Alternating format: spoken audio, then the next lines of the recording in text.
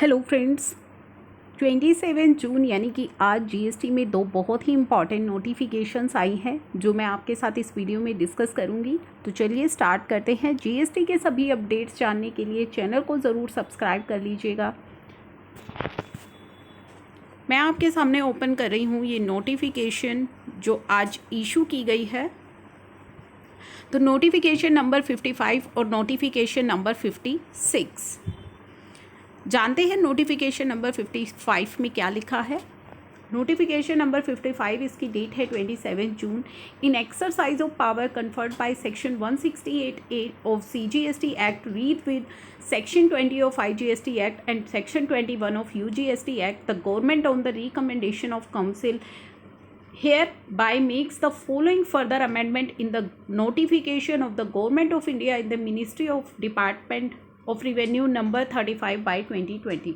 तो दोस्तों एक नोटिफिकेशन आई थी, नोटिफिकेशन नंबर 35/2020 जो कि 3 अप्रैल को इशू की गई थी। उस नोटिफिकेशन के अंदर अमेंडमेंट की गई है इस नई नोटिफिकेशन के through.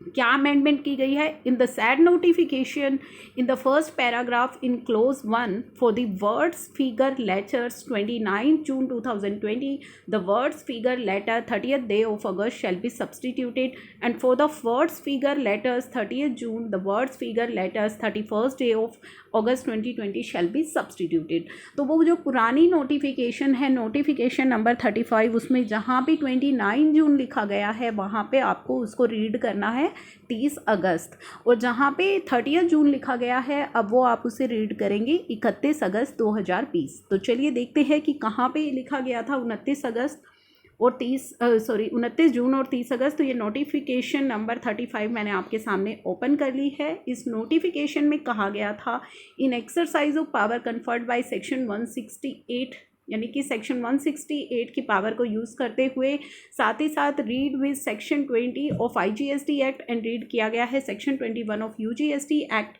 in view of the spread of pandemic COVID-19 across many countries of the world including India, the government on the recommendation of council क्या notify किया गया था? Where any time limit for completion or compliance of any action by any authority or by any person has been specified in or prescribed or notified under the act which falls during the period from 20th March to 29 June। तो कोई भी compliance या कोई भी जो भी आपको compliance करना है या फिर कोई भी टाइम लिमिट किसी भी चीज़ को कंप्लीट करने की, जैसे कि मान लीजिए नोटिस इशू करने की या फिर कोई भी ऑर्डर पास करने की जो आपकी फॉल कर रही है 20 मार्च से लेकर 29 जून के बीच में, तो कोई भी कंप्लेंस आपका जीएसटी के अंदर जो फॉल कर रहा है 20 मार्च से 29 जून के बीच में, अब इस 29 जून को हमें रीड करना है 30 अगस्त। तो कोई भी कंप्लेंस जो आपका फॉल कर रहा है 20 मार्च से लेकर के 30 अगस्त तक के बीच में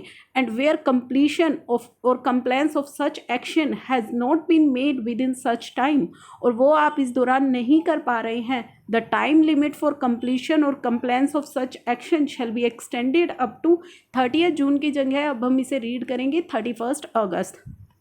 कौन से कंप्लेंसेस की यहाँ पे बात की गई है?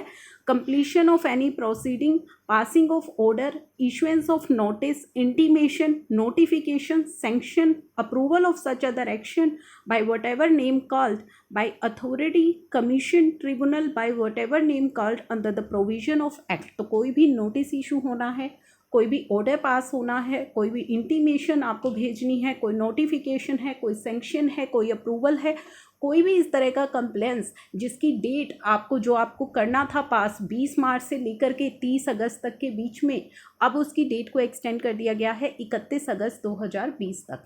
इसी तरीके से अगर आपको कोई अपील फाइल करनी है, कोई रिप्लाई करनी है किसी नोटिस की, कोई एप्लीकेशन फर्निशिंग ऑफ कोई रिपोर्ट फर्निश करनी है, कोई डॉक्यूमेंट देना है, कोई रिटर्न फर्निश करनी है, कोई statement, but what ever name called under the provision of act. तो अगर आपको 20 मार्च से 30 अगस्त के दौरान कोई भी अपील फाइल करनी है, कोई आपको रिप्लाई करनी है, कोई स्टेटमेंट आपको देनी है, तो वो सभी उन सभी की डेट को अब एक्सटेंड कर दिया गया है 31 अगस्त 2020 तक।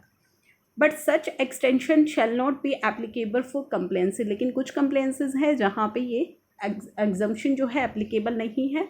Chapter 4 section 10 subsection 3 of section 10, section 25, 27, 31, 37, 47, 50, 69, 90, 122, 129।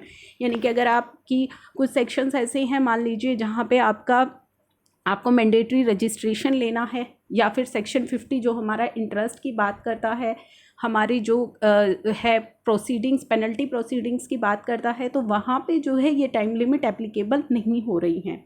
साथ ही साथ सेक्शन 39 पे नहीं हो रहा है, एक्सेप्ट सबसेक्शन 3, 4, 5 को छोड़ करके।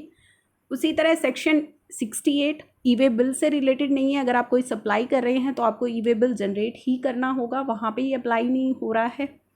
इसी तरह rules made under provision specified at clause A to D above. अब नीचे है where an e way bill has been generated. तो ई वे बिल की वैलिडिटी आपको ऑलरेडी पता है, अगर 24 मार्च या उससे पहले आपने कोई ई वे बिल जनरेट किया है जिसकी एक्सपायरी हो रही है 20 मार्च या उसके बाद, तो उसकी वैलिडिटी को अब 30 जून तक एक्सटेंड ऑलरेडी कर दिया गया है।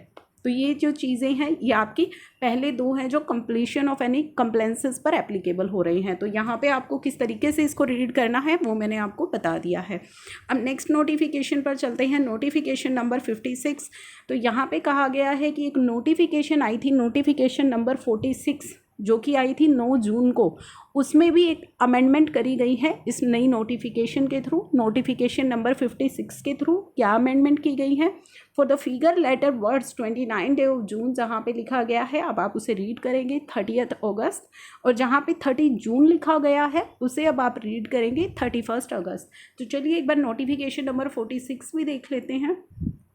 ये नोटिफिकेशन नंबर 46 आई थी 9 जून को, जो कहती है, जो रिलेटेड थी आपकी रिजेक्शन ऑफ क्लेम रिफंड के ऑर्डर से रिलेटेड, कि अगर आपका कोई रिजेक्शन ऑर्डर पास करना है तो अब उसके लिए जो अगर वो 20 मार्च से 29 जून के बीच में उसका टाइम था तो उसे अब एक्सटेंड कर दिया गया था 30 जून तक। तो इसी तरह आपके रिजेक्शन ऑर्डर के लिए भी अब अगर आपका कोई रिजेक्शन ऑर्डर पास करना है 20 मार्च से 30 अगस्त के बीच अगर वो फॉल करता है तो उसकी भी डेट एक्सटेंड हो गई है 31 अगस्त तक। तो ये दो इम्पॉर्टेंट नोटिफिकेशंस आई हैं जो आपके लिए जानना बहुत ज़्यादा रेलिवेंट है। आई होप ये आपके लिए है important information. Thank you for watching.